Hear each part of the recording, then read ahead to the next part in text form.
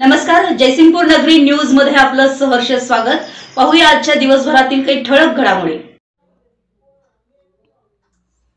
श्री दत्त कारखाना निवडणुकीत 62% मतदान, भर पावसातही 16,608 एवढ्या मतदारांनी हक्क बजावला।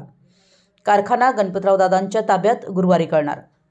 शिरोळ येथील श्री दत्त शेतकरी सहकारी साखर कारखान्याच्या संचालक मंडळातील अ वर्ग ऊस उत्पादक आणि अ वर्ग ऊस उत्पादक महिला गट 2 या गटातील संचालक पदाच्या निवडून द्यायच्या 18 जागांसाठी आज बुधवारी सकाळी 8 वाजल्यापासून दत्त साखर कारखान्याच्या कार्यस्थळावर चुरशीनं मतदान पार पडलं।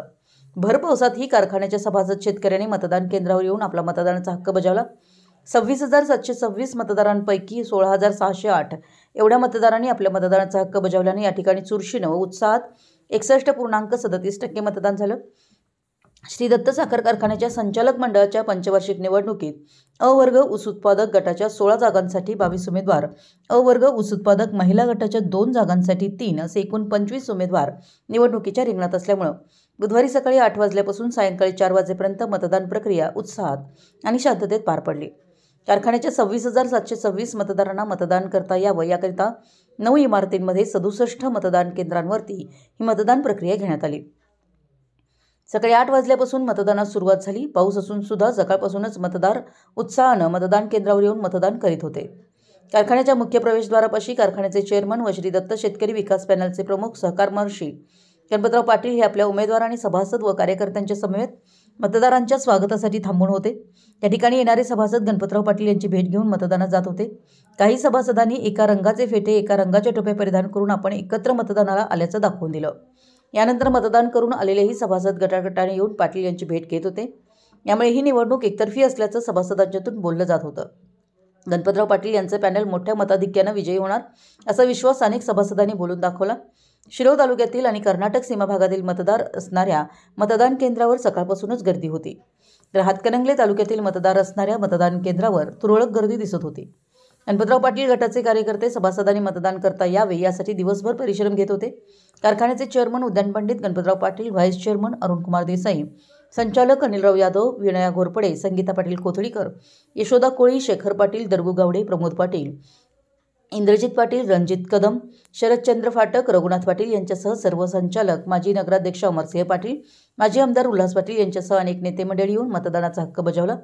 श्री दत्त कारखान्याच्या कार्यक्षेत्रातील 118 गावांमधील सभासदांना मतदानासाठी येण्या जाण्याकरिता विशेष वाहनाची सोय करण्यात आली होती। दिवसभर पाऊस असल्यानं मतदारांची वाहनं मतदान केंद्र स्थळापर्यंत नेण्यात येत होती। तसेच प्रत्येक गावातून मोठ्या प्रमाणात वाहनं कारखान्यावर येत असल्यामुळे शिरोळमध्ये वाहनांची मोठी कोंडी होत होती। सातत्यानं पोलीस कर्मचाऱ्यांना वाहनांची रहदारी सुरळीत करण्यासाठी विशेष परिश्रम घ्यावे लागत होते।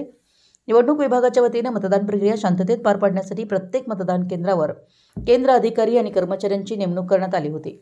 याकरिता 67 मतदान केंद्राची स्थापना करण्यात आली होती। 402 कर्मचाऱ्यांची नेमणूक करण्यात आली होती। मतदान काळात कायदा व सुव्यवस्था बिघडू नये याकरिता अधिकाऱ्यांसह 102 पोलीस कर्मचाऱ्यांची नेमणूक करण्यात आली होती।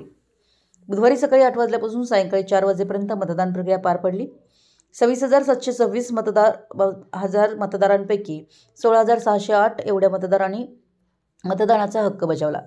यामुळे एकूण 61.37% मतदान उत्साहात व शांततेत पार पडलं।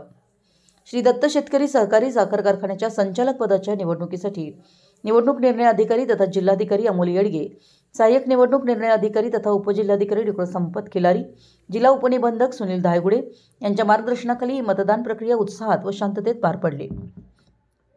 दरम्यान झालेल्या मतदानाची मतमोजणी कारखाना कार्यस्थळावरील साखर गोडाऊन क्रमांक 11 येथे आज गुरुवार दिनांक 25 जुलै 2024 रोजी सकाळी 8 वाजल्यापासून होणार आहे।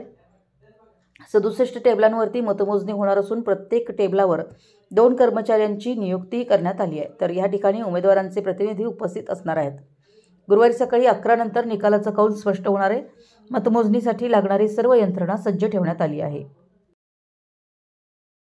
आमच्या जयसिंगपूर नगरी न्यूज चॅनलला लाईक करा, सबस्क्राईब करा आणि हो, स्क्रीनवर दिसत असलेला व्हॉट्सअप नंबर तुमच्या मोबाईलमध्ये ॲड करा। पाहत रहा जयसिंगपूर नगरी न्यूज चॅनल।